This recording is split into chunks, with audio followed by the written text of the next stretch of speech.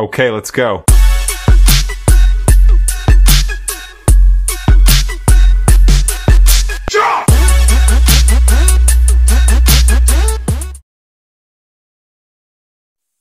Assalamualaikum warahmatullahi wabarakatuh. Welcome back to my channel Develop. Semoga developer semua sehat dan bahagia selalu.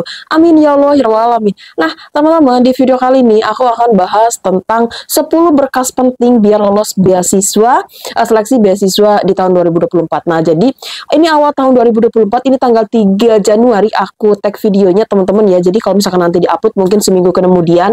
Nah, teman-teman, apa aja sih persiapan yang kamu wajib banget punya di tahun 2024 gini gitu ya teman-teman ya. Jadi karena memang 2024 ini banyak banget beasiswa-beasiswa yang dibuka dan bahkan banyak banget beasiswa-beasiswa yang tanpa TOEFL, tanpa IELTS. Jadi silakan untuk stay terus di YouTube channel aku.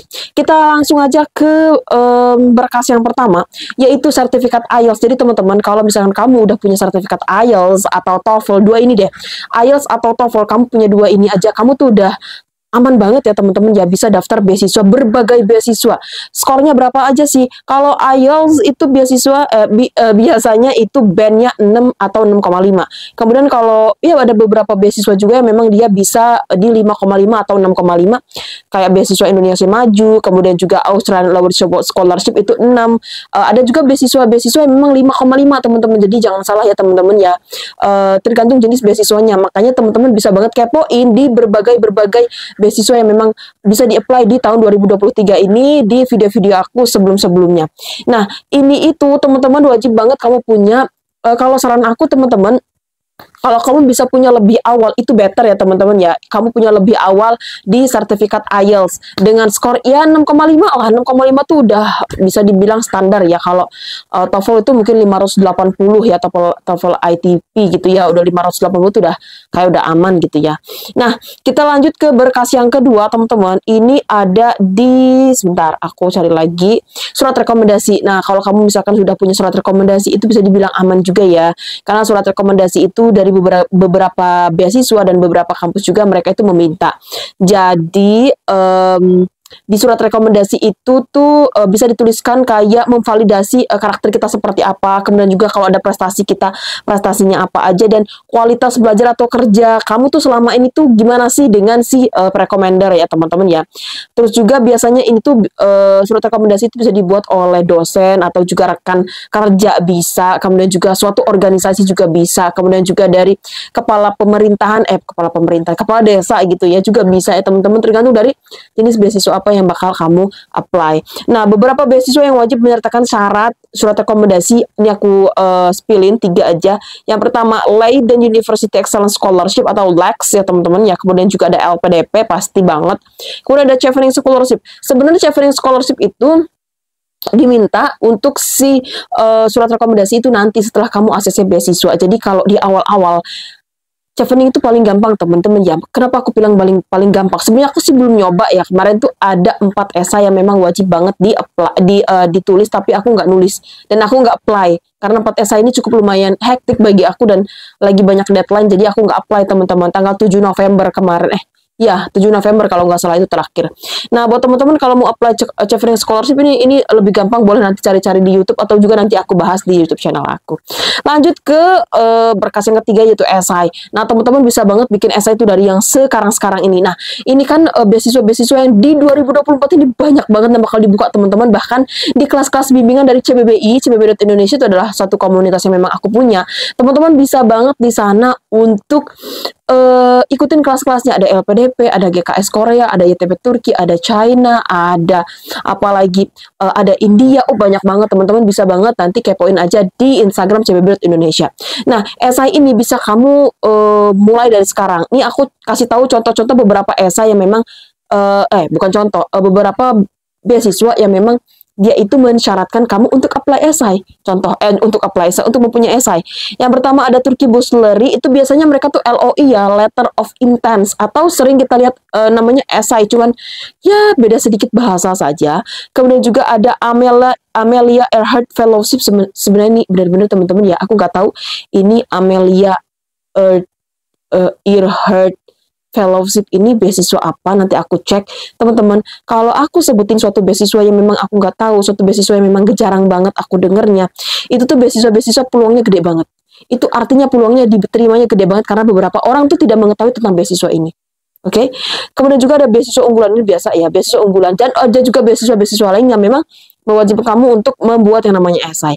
Lanjut ke berkas yang keempat, itu ada letter of acceptance atau juga LOA. Sebenarnya LOA ini bisa dibilang wajib nggak wajib sih, tapi kalau aku menyarankan kamu untuk mendaftar suatu beasiswa, better kamu untuk apply ke kampusnya dulu. Misalkan kamu mau ke Harvard, jadi kamu apply dulu ke Harvard. Setelah kamu dapat LOA di Harvard, baru kamu apply beasiswa. Itu bisa jadi salah satu cara untuk kamu ACC beasiswa. Atau sembari apa sih? Sambil kamu apply ke kampus, kamu juga bisa sambil juga apply beasiswa ke lembaga beasiswa gitu. Itu juga bisa sih gitu ya. Jadi nanti kalau kamu udah dapat beasiswanya, kamu juga dapat LOE-nya. Atau ketika kamu sudah dapat LOE, itu sih biasanya lebih gampang ya teman-teman, ya lebih gampang kalau kamu memang sudah dapat LOE, tinggal kamu nanti nentuin nih, oh kira-kira oke, aku harus daftar beasiswa A, beasiswa B, beasiswa C, gitu ya.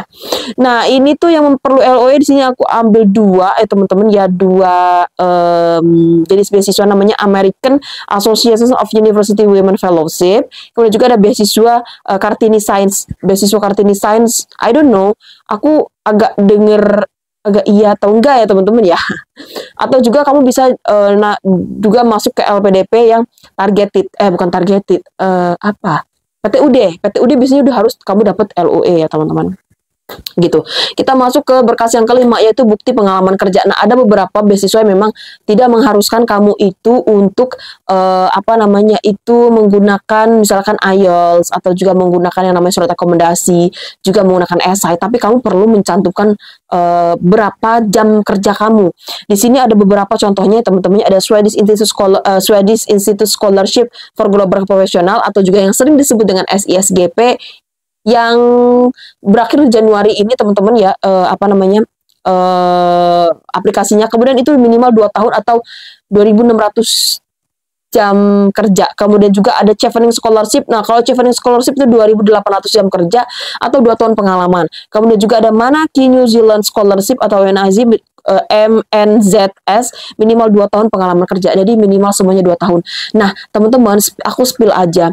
Di sini itu kalau misalkan kamu daftar SSGP, Chevening, udah Manaki New Zealand Scholarship, itu tuh kamu nggak harus kayak ada surat keterangan resmi dari suatu lembaga atau suatu institusi atau tempat kerja kamu bahwa kamu tuh kerja 2.800 jam. Enggak, itu tuh kalkulasiin teman-teman ya, itu tuh perkalkulasian dari sekian banyak kamu. Kayak misalkan aku cuma volunteer, bisa nggak? Bisa volunteer, paid or unpaid, itu bisa banget kamu masuk ke New Zealand Scholarship teman-teman ya.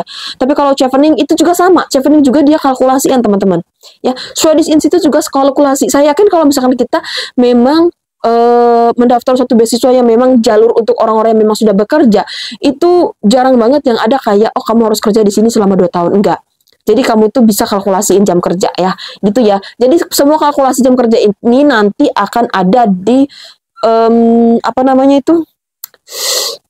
websitenya. Akan kamu isi di websitenya deh nanti, gitu ya.